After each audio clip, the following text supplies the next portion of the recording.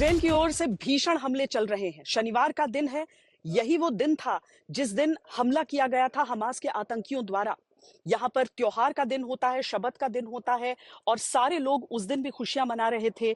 लेकिन आज के दिन जब इजराइल की तरफ से ये पलटवार, ये प्रहार किया जा रहा है, जिसमें आपको जगह जगह पर गाजा बॉर्डर की दूसरी तरफ से उठते हुए धुएं को देख पाएंगे, तो आपको सीधे तौर पर समझ में आ जाएगा कि किस तरीके से इजराइल ने अपने आक्रमण में, अपने हमलों में तेजी लाई है। इजरायली जो फोर्सेस हैं वो भी दाखिल हो गए हैं गाजा पट्टी की तरफ और वहां से वो चाहते हैं कि हमास को पूरी तरीके से उखाड़ फेंके, उसके आतंक के तंत्र का सफाया कर दिया जाए। हमास की ओर से भी बहुत भारी आक्रमण की कोशिश की जा रही है। इजराइल की ओर आक्रमण किए जा रहे हैं, रिहायशी इलाकों को निशाना बनाया जा रहा है। लेकिन इजराइल का जो 3 तरफ का प्लान है, जो अलग अलग इलाकों से, अलग अलग हिस्सों से वो आक्रमण कर रहा है हमास को खत्म करने के लिए जड़ से, वो कितना कारगर साबित होता है ये दिनों नहीं घंटों में स्पष्ट हो जाएगा। क्योंकि इजराइल अब चाहता है कि जल्द से जल्द ये युद्ध उसका समाप्त हो। जितने भी हॉस्टेज हैं, जितने भी लोगों को अगवा किया गया है, उन्हें जल्द से जल्द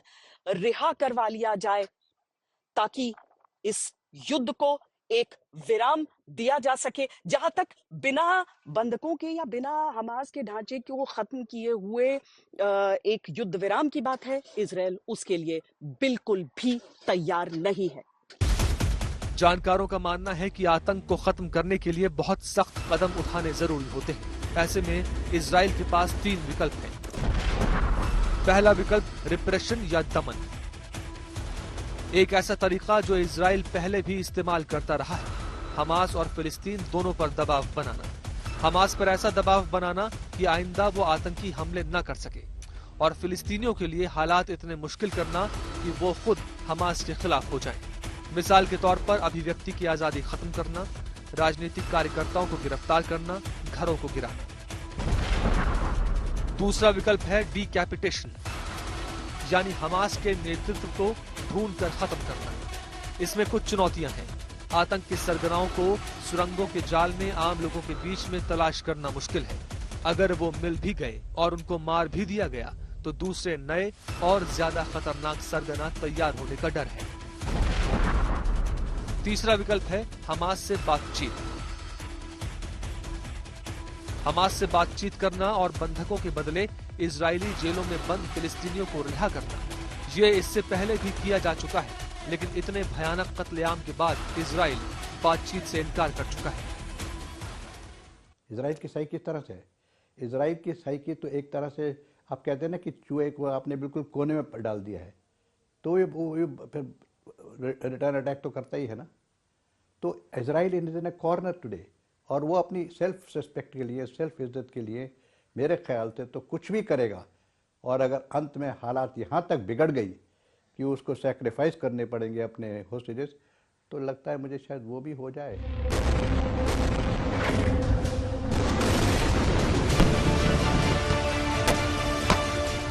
ये लड़ाई आर पार की है। ये लड़ाई अपने देशों के नागरिकों की मौत का बदला लेने की है। ये लड़ाई आतंक को जड़ से उखाड़ फेंकने की है, और इजराइल इसको आखिर तक ले जाने का ऐलान कर चुका है।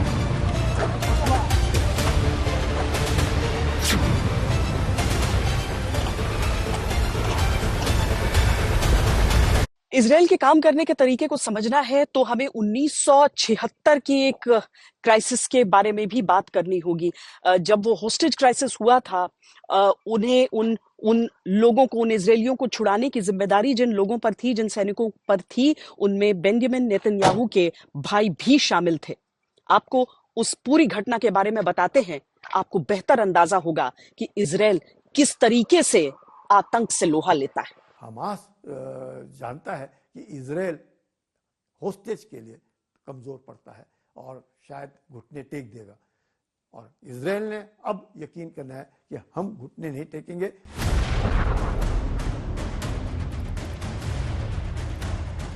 ब्लैक सितंबर नाम के एक फिलिस्तीनी मिलिटेंट ऑर्गेनाइजेशन ने 5 सितंबर 1972 को जर्मनी में म्यूनिख ओलंपिक में हिस्सा लेने पहुंची इजरायली टीम के खिलाड़ियों को बंधक बना लिया। सुबह 4 बजे आतंकी खिलाड़ियों के ड्रेस में उस जगह पहुंचे जहां इजरायली टीम रुकी हुई थी। इस हमले में 2 इजरायली खिलाड़ियों की मौके पर ही आतंकियों ने हत्या कर दी, जबकि 9 को बंधक बना लिया। इन बंधकों के बदले आतंकियों ने 234 फिलिस्तीनियों को छोड़ने और बंधकों को कायरो ले जाने के लिए एक हवाई जहाज की मांग रखी। इस बीच बंधकों को छुड़ाने की योजना भी बनाई जा रही थी। आतंकियों को खत्म करने की वेस्ट जर्मनी पुलिस की कोशिशें नाकाम हो गई। आतंकियों ने पुलिस को देखते ही सारे बंधकों को मौत के घाट उतार दिया। जवाबी कार्रवाई हुई तो आतंकी भी मारे गए। इसके बाद शुरू होता है इजराइल का बदला। इजराइल के तत्कालीन पीएम गोल्डा मेयर ने मोसाद की ओर से सुझाए गए एक ऑपरेशन को मंजूरी दी। ऑपरेशन को नाम दिया गया रैथ ऑफ गॉड। अगले 20 सालों में इस हमले में शामिल हर एक मास्टरमाइंड को खोज खोज कर मोसाद ने मार डाला।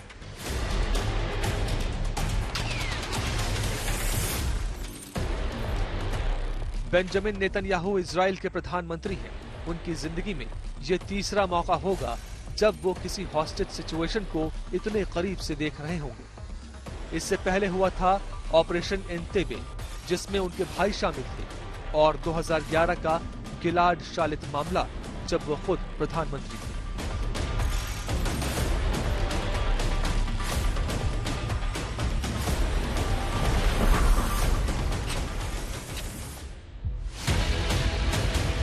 सत्ताईस जून 1976 को तेल अवीव हवाई अड्डे से एक प्लेन फ्रांस के लिए उड़ान भरता है। इस विमान में 248 यात्री सवार थे, जिसमें 100 इजरायली मूल के थे। इधर इजराइल में हंगामा मच जाता है। बंधकों को छुड़वाने को लेकर जनता का दबाव सरकार पर था। उस वक्त इजराइल के प्रधानमंत्री यित्चाक राबिन थे। कई प्लान बनाए गए, लेकिन कारगर नहीं हुए। इसी बीच मोसाद को पता चला कि तानाशाह ईदी अमीन 3 और 4 जुलाई 1976 को देश में नहीं होगा। मोसाद ने तय किया कि ईदी अमीन के काफिले की नकल कर एयरपोर्ट तक पहुंचा जाएगा, ताकि बंधकों को वहां से निकाला जा सके। स्पेसिफिक होस्टेजेस की बात करें तो इनका सबसे बड़ा ऑपरेशन जो था, that was rescue at Entebbe. Idi Amin के जमाने की बात है कि जब वो जहाज इन्होंने किडनैप हाईजैक कर वहां ले गए और इन्होंने सारे यहूदियों को एज अ बंधक बना के रखा। इजराइल में वो एक जुनून है, वो एक क्षमता है, वो एक जज्बा है कि हमें अपने लोग हर हालत में छुड़ाने हैं। और उसका उन्होंने बड़ा अच्छा प्रदर्शन किया कि उन्होंने रेड करी एनटीबी पे, जो हजारों किलोमीटर दूर था इजराइल से। वहां जाकर इन्होंने अपना प्लेन लैंड किया, कमांडोज उतरे और उन्होंने उन होस्टेजेस को छुड़ाकर जहाज में भरा और वो वापस ला पाए। सो इजराइल के अगर जज्बे की बात करें, वो अपने होस्टेजेस को छुड़ाने की कोई भी कदम ले सकता है। इजरायली सैनिकों ने एक कार का इंतजाम किया जो ईदी अमीन की गाड़ी से मिलती जुलती थी, ताकि युगांडा के सैनिक उन पर हमला न करें। ये प्लान सफल रहा और सभी बंधकों को छुड़ा लिया गया। सभी 7 आतंकी मारे गए। इस हमले में एकमात्र इजरायली सैनिक हताहत हुए थे, वो थे योनातन नेतन्याहू, जो बेंजामिन नेतन्याहू के भाई थे।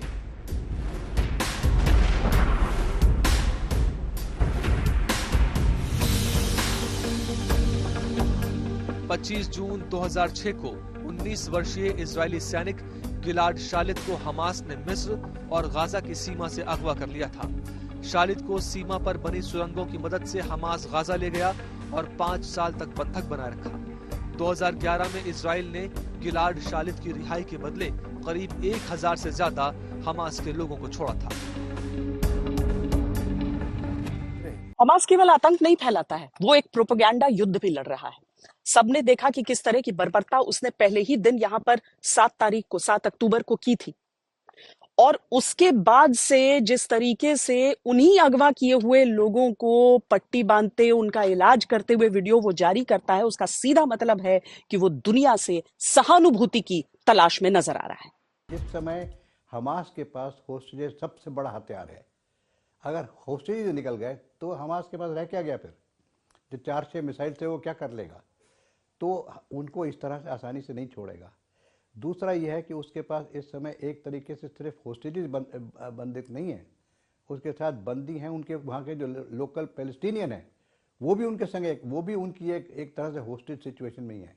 उनको वहाँ से वो निकलना चाहते हैं, उनको निकलने नहीं दे रहे, उनको ह्यूमन शील्ड बना के रखा हुआ है, वहाँ रोड ब्लॉक लगा के रखे हुए हैं। तो इस समय बहुत सारी जो एंटिटीज़ हैं वो इसमें इन्वॉल्व हैं।